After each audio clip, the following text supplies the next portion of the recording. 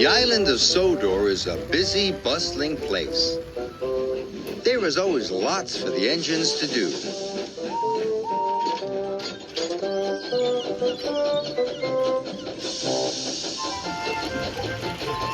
One morning, Thomas was shunting freight cars in the yard when Sir Topham Hatt came to see him. The fishermen are celebrating their biggest catch of fish ever. Thomas, you must help Arthur take the fish to the docks. Thomas was fed up. He didn't like the smell of fish. And when he got to the fishing village, there were lots of freight cars, all stacked full of fish. Thomas had never seen so many fish. Phew, he puffed. What a horrible smell.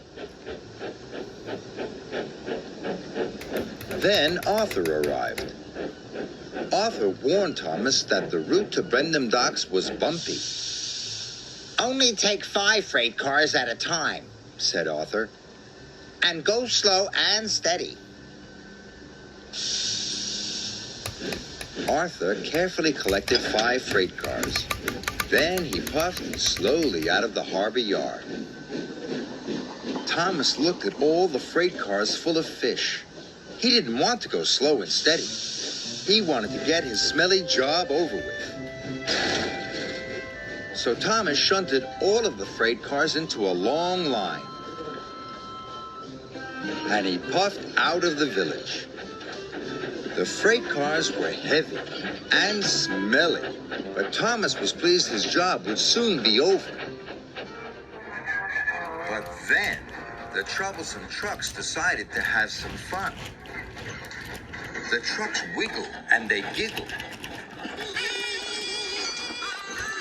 And they made Thomas's journey very bumpy. Some of the fish were shaken loose. Yuck, Thomas gasped. I wish I'd taken fewer freight cars. Thomas puffed hard. He pushed the long line of freight cars up the hill. He started to puff down the other side. Thomas tried to go slowly, but the troublesome trucks wanted to go faster. On, they cheered. Thomas went faster and faster. Cinders and ashes, Thomas cried. Salty was at the bottom of the hill. He was waiting for a signal. He didn't know Thomas was coming down the hill. Thomas was out of control. Thomas braked as hard as he could. But the freight cars of fish were too heavy.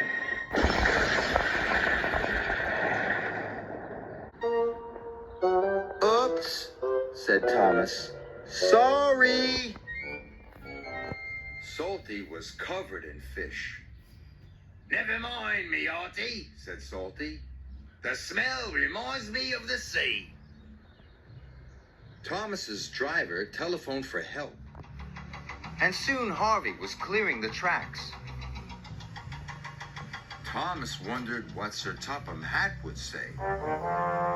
He found out soon enough. You have caused confusion and delay, said Sir Topham Hatt. You must learn to be more safe. Yes, sir. Sorry, sir, Thomas puffed sadly.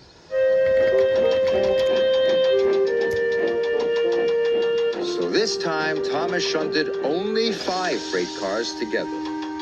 He took a deep breath, and he chuffed away.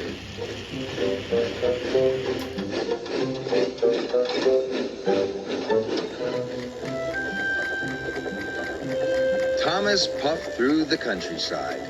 I will get to the docks on time, he cried. But the troublesome trucks were up to their old tricks. Hold back, they giggled. But this time there were only 5 trucks. Thomas biffed and bashed and bumped them. And the trucks weren't troublesome anymore.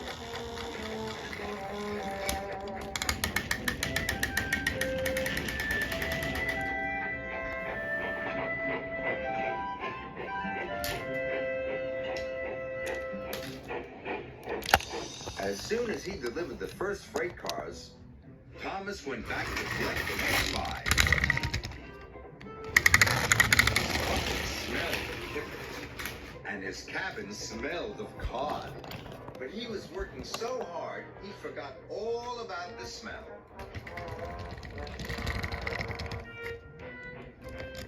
At last, he had just one more load to take.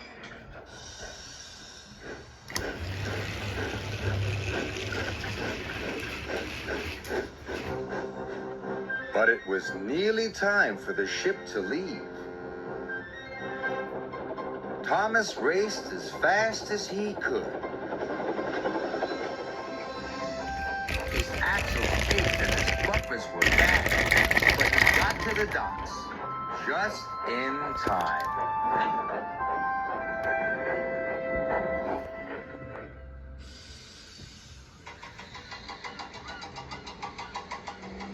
Thomas was very happy to say goodbye to the fish.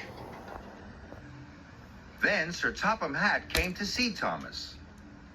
"I know you don't like the smell of fish, but you have worked very hard," Sir Topham Hatt said. "You really are a useful engine." Thomas was proud. But he still had the smell of fish in his funnel, and he couldn't wait to be clean. So he puffed off to the washdown.